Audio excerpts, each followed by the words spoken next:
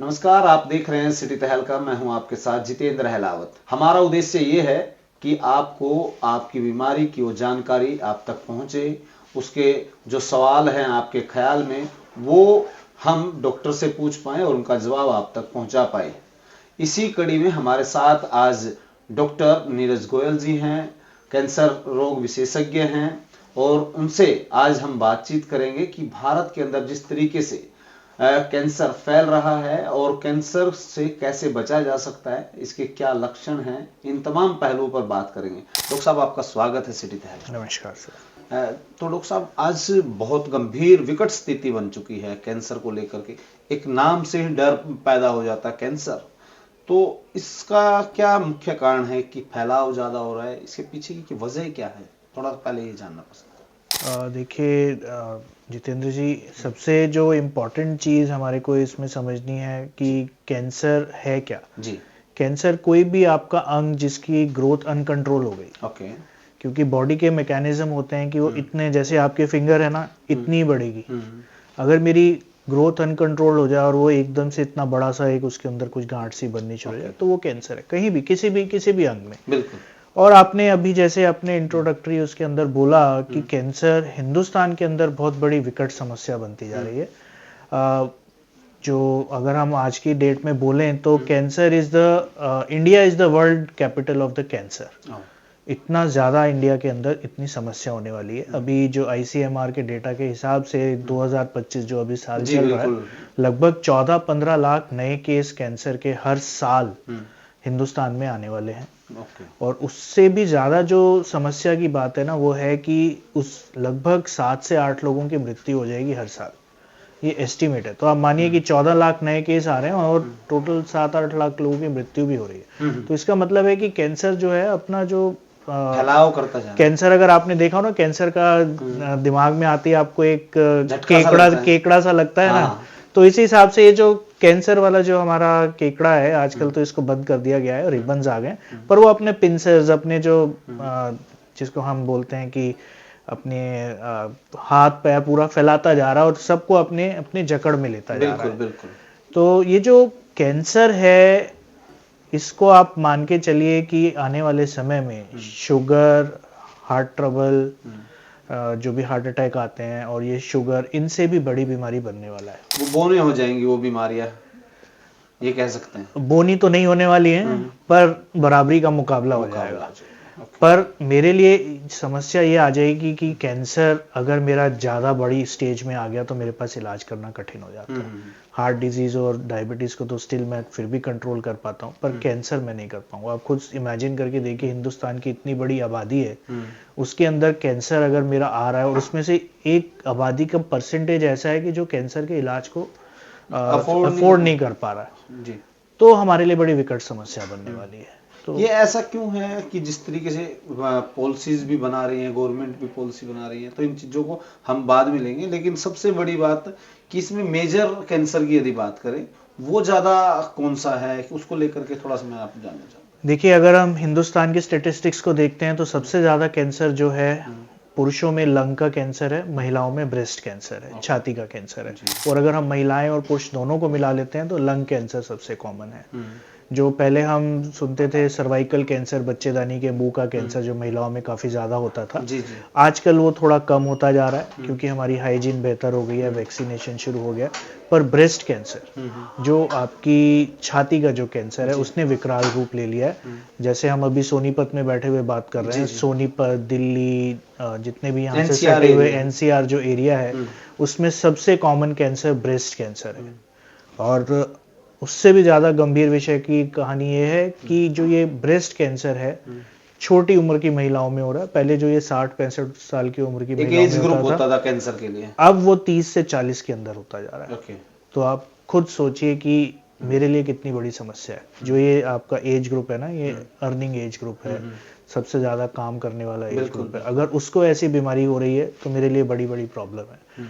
पुरुषों में अगर मैं देख रहा हूँ तो जो हम बड़ी आंत का कैंसर, कोलोरेक्टल कैंसर था, जो पहले 70-80 साल के आसपास होता था, आजकल दिल्ली जैसी जगह पर देखा गया है कि उसमें 30 साल से 40 साल की उम्र के लोगों के बीच में ये कैंसर भी बढ़ रहा है। क्या कारण है इसका? इन्वायरमेंट है, खान पान है, क्या है इसका कारण?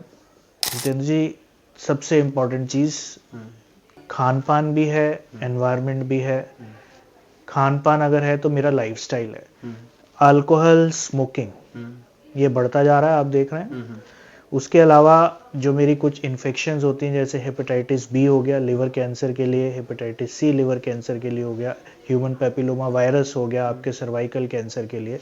और सबसे सबसे सबसे इम्पॉर्टेंट चीज़ है जो आपने अभी बोला, खान पान, और जिसकी वजह से मोटापा बढ़ रहा है। जी जी, मोटापा बढ़ रहा है, फास्ट फूड के अंदर कुछ ऐसी चीज़ें होती हैं जो कैंसर को बढ़ावा देती हैं, और नॉन वेजिटेरियन बढ़ता जा रहा है, उसके अंदर कुछ ऐसी चीज़ें होती हैं जो आपके कैंसर को बढ़ावा देती हैं।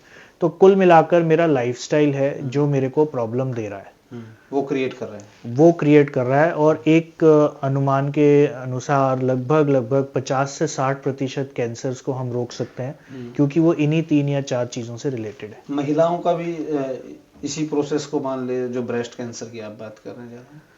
जो ब्रेस्ट कैंसर का कारण जो सबसे ज़्यादा इम्पोर्टेंट पाया गया, वो भी आपका सोशो इकोनॉमिक स्टेटस है।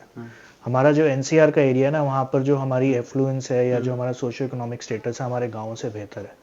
तो जितनी भी यहाँ पर महिलाएं हैं थोड़ी हैवी हैं, हेफ्टी हैं, तो ये भी एक कारण है। ओबेसिटी जो प्रमुख कारण माना गया ब्रेस्ट कैंसर का। उसके अलावा भी कुछ कारण हैं कि भाई आपने बच्चे को दूध पिलाया है या नहीं पिलाया है, क्योंकि breast feeding is protective for breast cancer. उसके अलावा कुछ और चीज़ें भी होती हैं, बट ओबेसिटी, मोटापा एक प्रमुख कारण है 100%। तो इसको कैसे दूर किया जा सकता है, क्या है उनसे, मतलब इससे बचाव करने के उपाय क्या हैं? देखिए, चीज़ सबसे पहले तो इम्पोर्टेंट चीज़ है ना कि हमने जो मेरे कारण है, स्मोकिंग, अल्कोहल, और जो मेरा मोटापा है, लाइफस्टाइल के अंदर आपको बदलाव लाने की ज़रूरत है। आपको वैक्सीनेशन कराने की ज़रूरत है। हेपेटाइटिस बी और ह्यूमन पैपिलोमा वायरस का वैक्सीन अवेलेबल है। जो एचपीवी का वैक्सीन आपने अभी सुना होगा कि काफ़ी ज़्यादा उसके चर्चा हो रही है, क्योंकि वो बच्चेदानी के मुंह का कैंसर बचा रहा है। उनको हमारे को लगवाना है, अपने लाइफस्टाइल को करना है, वेजिटेरियन डाइट की तरफ जाइए। और इसके साथ साथ मैं बोलूँगा स्क्रीनिंग टेस्ट वो टेस्ट होते हैं जो हम एक नॉर्मल पॉपुलेशन में करते हैं, कि हमारे को पता चल जाए कि कहीं हमारे को कैंसर नहीं है। तो उनका भी हमारे को ध्यान रखना चाहिए और उनको हमारे को कराना चाहिए। स्क्रीनिंग टेस्ट लगभग आपको हर 6 महीने से साल भर में एक बार ही करा लेने चाहिए। जी। महिलाओं को क्योंकि ब्रेस्ट कैंसर ज़्यादा होता है, तो उनको साल में एक बार ही, अगर आप 40 साल से ऊपर की उम्र में हैं, तो एक मैमोग्राफी करा लेनी चाहिए, जो आपके स्तन का एक्सरे होता है। स्टेज वाइज जो चल रहा है, भाई 4th ग्रेड तक जाता है, तो ये कितना गैप होता है इसका? मतलब कई बार आदमी नहीं बता पाता, कई बार दिखा नहीं पाता, जैसे कि आपने अभी हाल ही में कहा कि इसकी जांच होनी चाहिए और साल में एक बार तो कम से कम होनी चाहिए। तो इसका जो एज जाता है ग्रुप में, फर्स्ट एज, सेकंड, थर्ड, फोर्थ, उसका टाइमिंग का कितना होता है? देखिए, ये जो टाइमिंग है ना, ये हर कैंसर के हिसाब से अलग अलग है। ओके। हम ऐसा नहीं बोल सकते कि 1 साल में जाएगा, 2 साल में जाएगा, इसका कोई निर्णय नहीं ले सकता। कभी कभी तो ऐसा होता है कि हमारे को पता ही 4थी स्टेज में चल रहा है। ठीक है। इसमें ज़्यादा जो समझने वाली चीज़ है ना, वो ये है कि एक चीज़ तो हमें गांठ बांध लेनी है कि हमारा शरीर हमारे को कुछ ना कुछ इंडिकेशन देता है, हम उसको नज़रअंदाज करते हैं। जितनी फास्ट लाइफ हो गई डॉक्टर साहब, आपने कहा कि लाइफ टाइम में हमें चेंज करना पड़ेगा, तो ये भी एक अपने आप में चुनौती है हर व्यक्ति के लिए, जिस तरीके से लाइफ स्टाइल चेंज कैसे किया जाए। लगता नहीं है डॉक्टर साहब आज के दौर चुनौती तो जिंदगी में भरी पड़ी है, पर ये कैंसर से बचना है तो ये मेरे को करना ही करना है। इसमें कोई डाउट होना ही नहीं चाहिए, कोई कॉम्प्रोमाइज कि भाई कोई बहुत बड़ा काम तो नहीं है ना। मेरे को अल्कोहल अगर छोड़ सकता हूँ बहुत बढ़िया, स्मोकिंग बंद कर दूं, वैक्सीनेशन ले लूं, एक्टिविटी अपना बढ़ा दूं, पानी पीना अपना बढ़ा दूं, स्ट्रेस लेवल अपने कम कर दूं, तो मैं तो बहुत सारे कैंसर्स को वैसे ही होने से रोक दूंगा। और साथ के साथ मैं अपने लक्षणों का ध्यान रखूं कि भाई ये मेरे को चीज हो गई, तुरंत डॉक्टर से मिलूं। अब दूसरे टॉपिक पे जाते हैं। लीवर कैंसर की भी लगातार कुछ इस तरीके की बातें हैं, तो उसको लेकर के क्या? देखिए, जो लिवर कैंसर है ना, ये भी जो हमारा एनसीआर का एरिया है ना, इसमें एक बड़ी कॉमन समस्या है। उसके 2 कारण हैं जी। सबसे पहला है अल्कोहल, शराब, दूसरा है आपका हेपेटाइटिस बी और हेपेटाइटिस सी की वैक्सीन। तो अल्कोहल और शराब लेने से आपका लिवर, जो हम बोलते हैं ना सिरोसिस, जिसको सामान्य भाषा में समझाने के लिए हम बोल देते हैं लिवर आपका हार्ड हो गया या जी, जी। सड़ गया या कुछ भी, ऐसा जो लिवर हार्ड हो जाता है ना, उसके अंदर ये कैंसर डेवलप होता है। ओके। अब ये शराब का जो चलन है ना इतना ज़्यादा बढ़ गया है कि वो जो हमारे सिरोसिस है ना उसकी इंसिडेंस बहुत ज़्यादा बढ़ गई है। तो इसी के साथ साथ हमारे लिवर कैंसर में भी इंक्रीज आ रहा है। हेपेटाइटिस बी जो इनिशियली काफ़ी ज़्यादा हो गया था पर अभी वैक्सीनेशन से डाउन आ गया है, पर जो पुराना हमारा हेपेटाइटिस बी था उससे भी सिरोसिस हमारा बढ़ गया और हमारे लिवर कैंसर की ये शराब समस्या बढ़ पीने का गई। मतलब लिमिट से ज्यादा जो जाता है या इस देखिए इसमें अब दो चीज़ें आ गई, जी मेरी आपकी सबकी लिमिट अलग, बिल्कुल बिल्कुल पर शराब की एक बूंद भी खराब है। ओके जितना आप शराब से बचेंगे उतना बेहतर है। लिमिट कोई डिसाइड नहीं कर सकता। ठीक है अगर मैं लिमिट डिसाइड करने जाऊंगा ना तो मेरी शराब बंद ही नहीं होने वाली। बिल्कुल बिल्कुल तो मेरे को तो शराब से दूर रहना अगर मेरे को लिवर कैंसर से बचना है। ओके और एक चीज और यहाँ पे मैं बोलूंगा, लिवर कैंसर में भी मोटापा, आपने फैटी लिवर सुना होगा। जो फैटी लिवर है, फैटी लिवर को अगर हम मेडिकल टर्म्स में बोलते हैं तो इट इज नॉन अल्कोहलिक स्टेटोहेपेटाइटिस, कि लिवर में फैट डिपॉजिट होने से मेरे लिवर के अंदर चेंज आने शुरू हो गए। ये साइलेंट किलर है।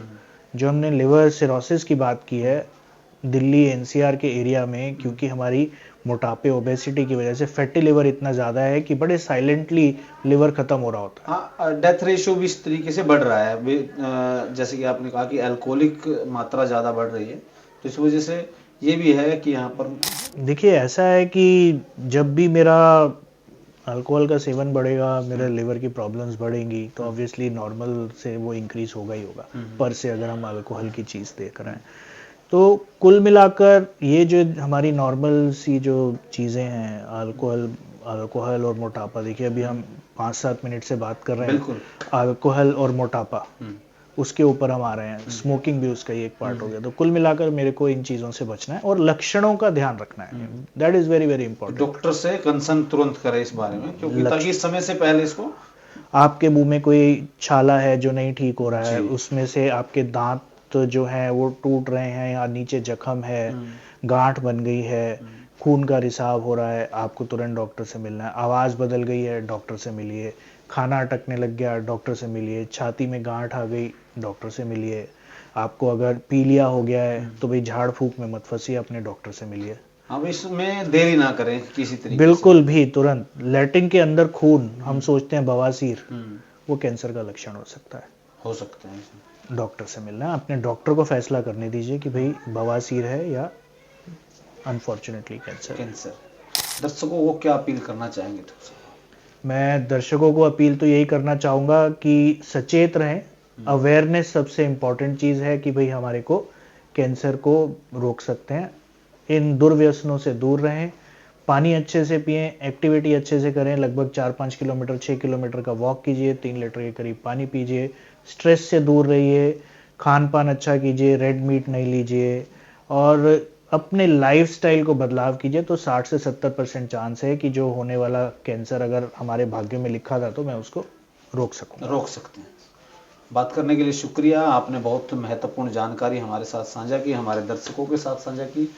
ये थे डॉक्टर नीरज गोयल, कैंसर रोग विशेषज्ञ हैं, और स्पष्ट तौर पर जिस तरीके के हमारे पास सवाल आ रहे थे उन सवालों का जवाब ढूंढने का हमने प्रयास किया। और आपका कोई किसी तरीके की क्वेरीज है, कमेंट बॉक्स के माध्यम से जरूर बता सकते हैं। यदि आपको इस तरीके के लक्षण हैं तो आप डॉक्टर से कंसर्न करना जरूर आपको कंसर्न करना चाहिए, और यही प्राथमिक तौर पर आपके रोग का उपचार है। बहुत बहुत शुक्रिया। ऐसे ही सिलसिला हमारा डॉक्टरों से मिलने का जारी रहेगा। नमस्कार।